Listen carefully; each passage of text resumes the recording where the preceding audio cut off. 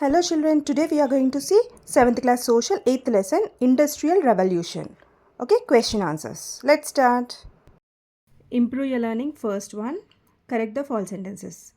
Under the putting out system, spinners took cotton to the weavers. So this is the false sentence, so you have to correct the sentence. Correct statement is a cloth trader purchased cotton from supplier and carried it to the spinners. Okay. B. Unlike in guild system, traders controlled what product was to be made.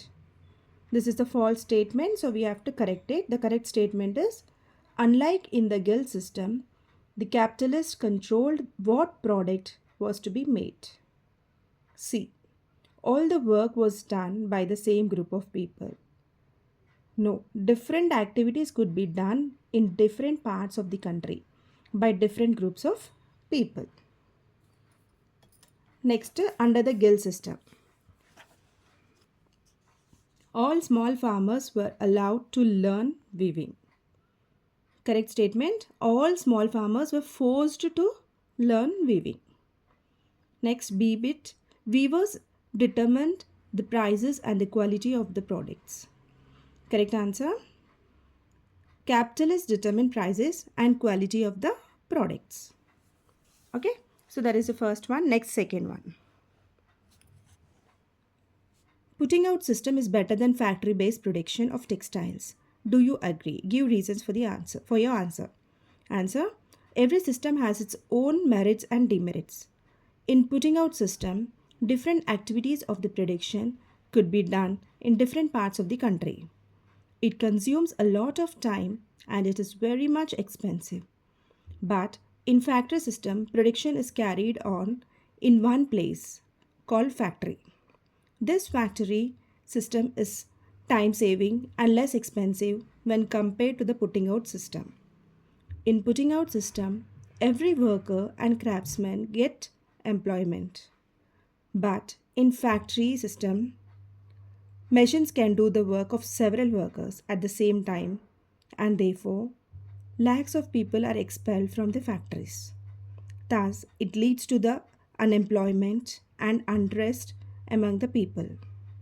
In putting out system, the craftsmen and the workers control the whole process of production, but in factory system, the factories are owned and managed by the capitalist. This widens the financial gap between the capitalist and owners. Thus, it leads to unrest among the laborers. Next, third one. If Kritika argues railways in India were built only for the benefit of the people by the colonial rules, how can you counter this statement? Answer: no, it is not true.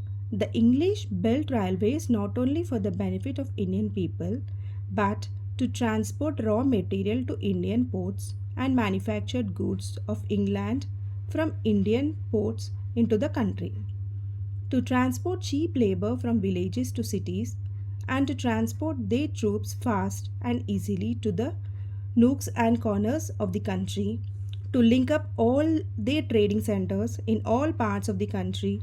British established railways in India. Next, fourth one.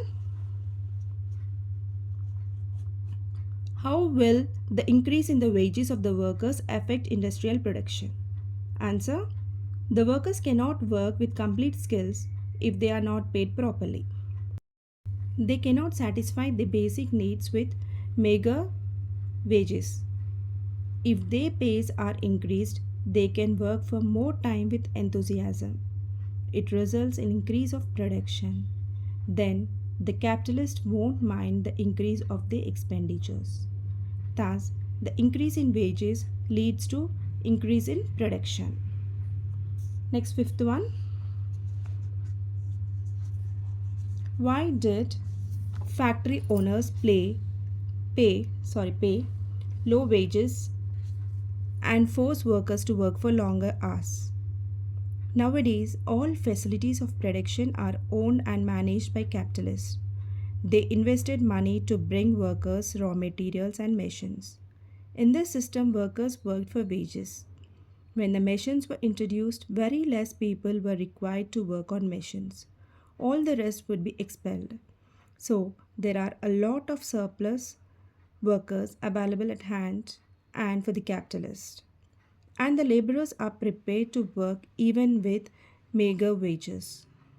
Thus, the capitalists who are aimed to get more and more profits force the workers to work at low wages and they are forced to work for longer hours under the whip. Next, sixth one.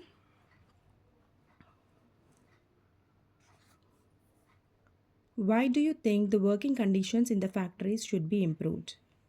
The following steps are necessary for laborers. Working hours should be reduced. Minimum wages should be fixed. Insurance scheme should be launched. Holidays must be given to the laborers and industrial workers. In 1881, steps were taken for the welfare of labor class and industrial workers. Major changes swept industries with the coming of machines. Machines could be worked by even unskilled persons.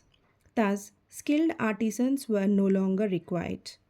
In their place, a large number of women and children were employed and made to work for meager wages.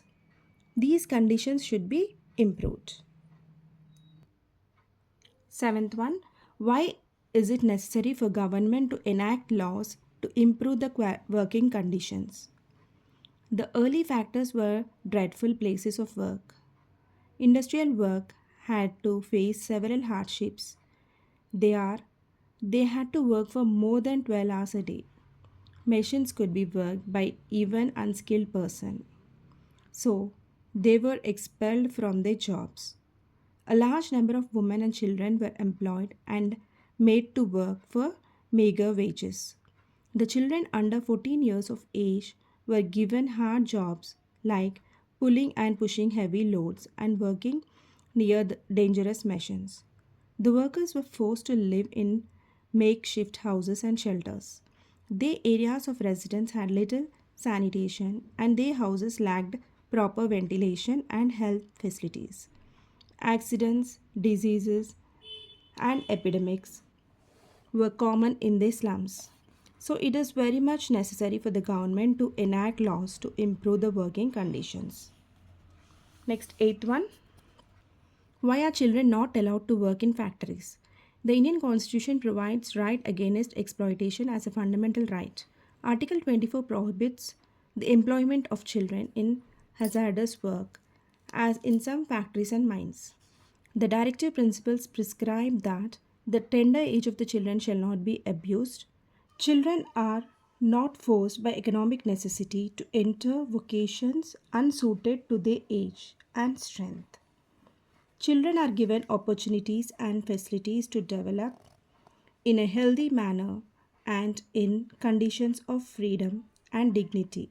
And childhood is protected against exploitation under the Children's Right to Protection.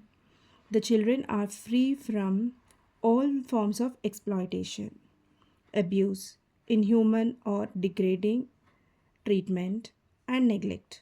So the children should not be employed in factories. Next, ninth one.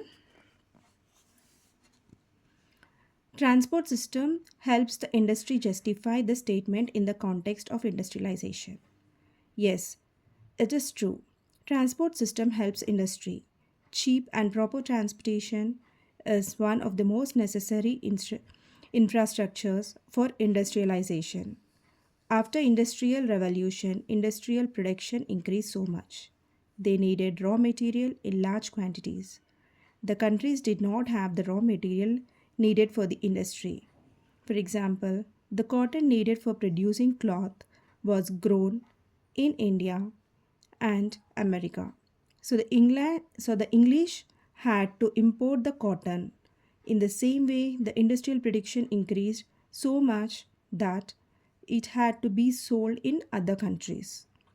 Thus, transport is needed to import raw materials and export the manufactured goods to the other countries.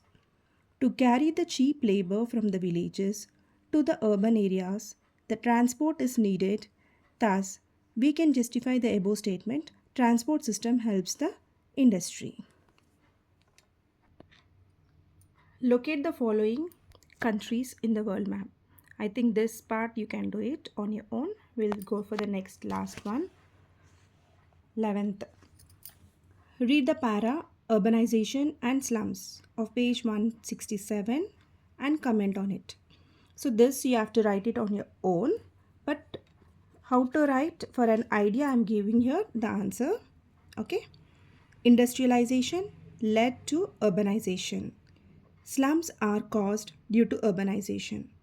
It is very difficult to provide health, sanitation, and shelter facilities to the growing population in the urban areas. The public amenities like water, roads, and education are also should be provided. The same condition is present in the urban areas even today also. Okay, that's all. We have completed this lesson. We'll meet in the next video. Bye bye.